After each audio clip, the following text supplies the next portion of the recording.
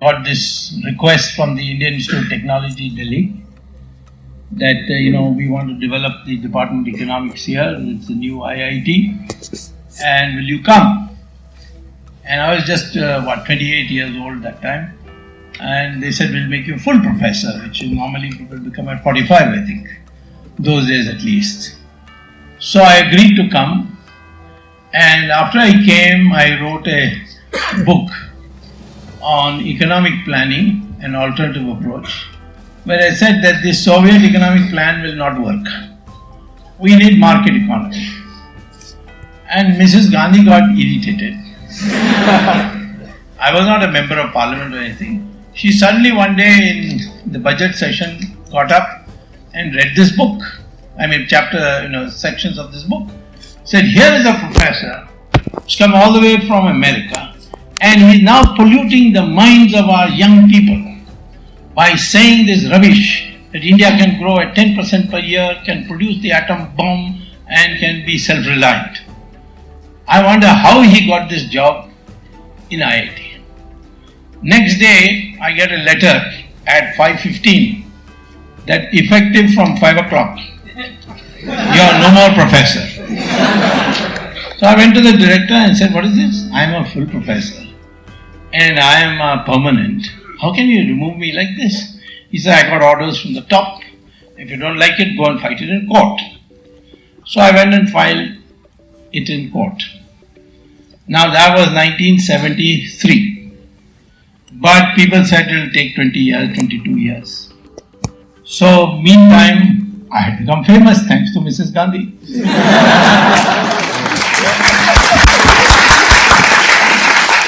So Jansangh people came to me and said, why don't you go to Rajya Sabha? So I went to Rajya Sabha. So therefore, first lesson, any event happens, it may look bad to you, but you don't know what it is really meant for. So don't take any event as good or bad, it just happened. Yes, sir. And go ahead, and something better will come. So what happened is I went to Rajya Sabha. Then of course the emergency came. And emergency, I went underground. And Mrs. Gandhi already had taken a dislike to me, said, catch this fellow, put 18, 20 cases against him, declare him proclaimed offender, this, that. So one day I slipped out of India, went to America and campaigned. And later on, I also came back to India, went into parliament, even though there was arrest warrant in my name, made a 1-minute speech and disappeared. Mrs. Gandhi couldn't catch me. And that came all over the press. People started making fun of Indira Gandhi. And ultimately, elections, she called for elections. Later on, she told me, when she returned back in 1980, that because of your action that I had to declare election. Because now it became clear that I'm no more safe. So, after the election, when I got elected from Bombay to Lok Sabha, Morarji Desai called me up and said, is it a fact that you were terminated from your professorship in IIT? I said, yes.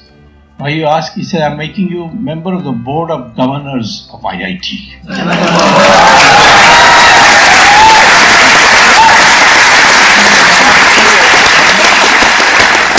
So I said, what? I'm going to sit in the very body which dismissed me. How can I sit with them? He said, no, I'm dismissing all of them and there'll be new members. So, how could I have imagined that such change of event would take place? But the case went on. After 22 years, I won the case. and the court said, this is the most outrageously erroneous, illegal order. And therefore we are quashing it as null and void, and therefore as if Swamy continued as a professor from the date of dismissal.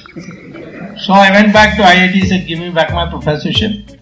They made me a professor. Next day I went back and I resigned, saying I don't want to be any more a professor.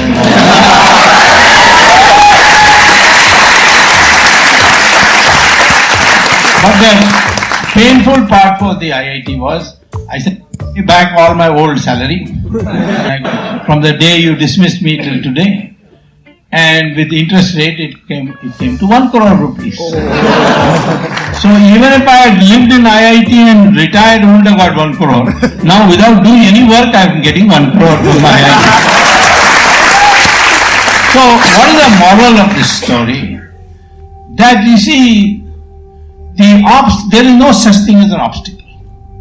Obstacle is to bring the best out in you, or to create a diversion in your life which is for the better. It's all your mindset. If you are a depressed person, get easily depressed, then obstacles will finish you. But if you have an optimistic outlook, people say, don't be optimistic, don't be realistic and all that. There's no such thing as realistic. Either you're stupid or you're optimistic. There's no other third category. Anything happens, take it cheerfully.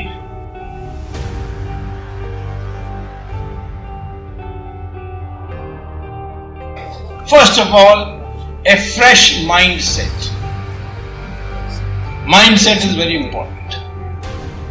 Neither your physical strength nor your numbers matter so much as your mind.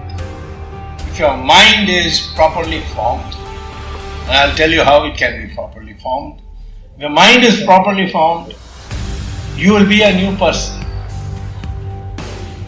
Supposing you see 1,000 goats standing in one place, 1,000 goats.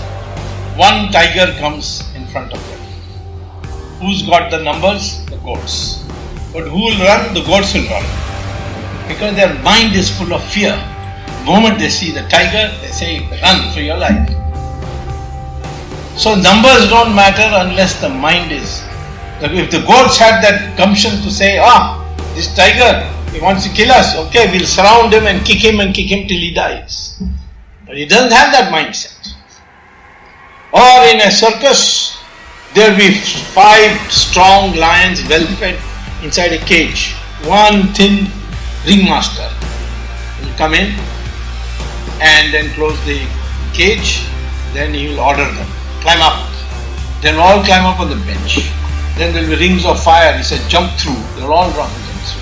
Then he'll say, open your mouth. They'll all open their mouth. And he'll put his head in each one of them. Everybody will clap.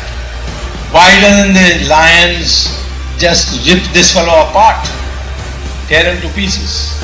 Because the mindset from childhood, from their puck-up position, they're brought up to think that they must obey.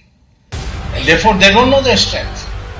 This search for stability is dimmed into your mind. You don't want to try anything. I fail.